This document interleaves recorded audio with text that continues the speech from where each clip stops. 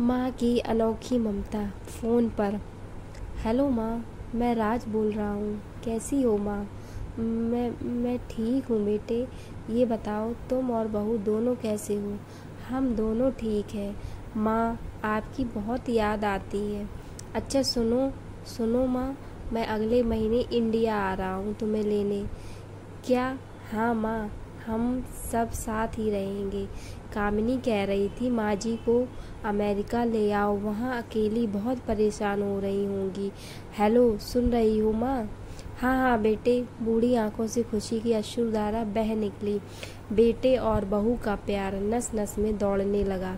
जीवन के 70 साल गुजार चुकी सावित्री ने जल्दी से अपने पल्लू से आंसू पोंछे और बेटे से बात करने लगी।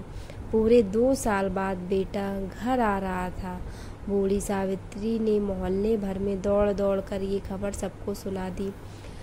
सभी खुश थे कि चलो बुढ़ापा चैन से बेटे और बहू के साथ गुजर जाएगा। राज अकेला आया था। उसने कहा कि माँ, हमें जल्दी ही वापस जाना है, इसलिए जो भी रुपया पैसा किसी से लेना है वो लेकर अब रख लो, और तब तक मैं किसी प्रॉपर्टी डीलर से मकान की बात करता हूँ। मकान? माँ ने पूछा। हाँ माँ, अब ये मकान बेचना पड़ेगा, वरना कौन इसकी देखभाल करेगा। हम सब तो अब अमेरिका में ही रहेंगे। बूढ़ी आंखों ने मकान के कोने कोने को ऐसे निहारा जैसे किसी अबोध बच्चे को सहला रही हो। आनन फानन और औने पौने दाम में राज ने मकान बेच दिया। सावित्री देवी ने वो जरूरी सामान समेटा जिससे उनको बहुत ज़्यादा लगाव था। राज टैक्सी मंगवा चुका था। एयरपोर्ट पहुंचकर राज ने कहा, माँ तुम यहाँ बैठो, मैं अंदर जाकर सामान की जांच और बोर्डिंग और वीज़ा का काम निपटा लेता हूँ। ठीक है बेटे। सावित्री देवी वहीं पास की बेंच पर बैठ गईं। काफ़ी समय बीत चुका था। बाहर बैठी सावित्री देवी बार बार उस दरवाजे की तरफ देख रही थी जिसमें राज गया था, लेकिन अभी तक बाहर नहीं आया।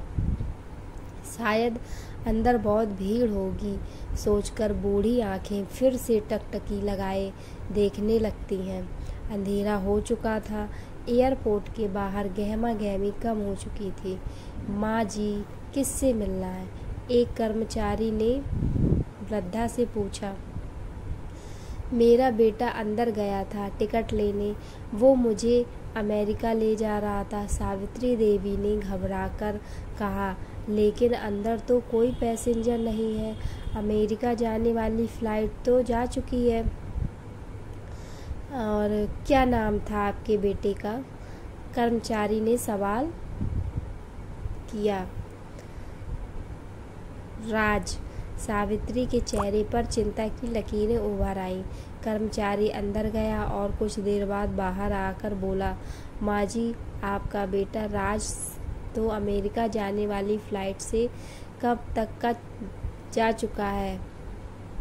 क्या? वृद्धा की आंखों से आंसुओं का सैलाब फूट पड़ा। बूढ़ी माँ का रोम रोम कांप उठा। किसी तरह वापस घर पहुंची तो अब बिक चुका था। रात में घर के बाहर चबूतरे पर ही सो गई। सुबह हुई तो दयालु मकान मालिक ने एक कमरा रहने को दे दिया। पति की पेंशन से घर का किराया और खाने का काम चलने लगा।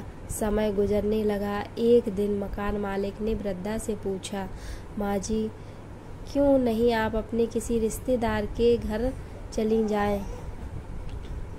अब आपकी उम्र भी हो गई है, अकेली कब तक रह पाएंगी?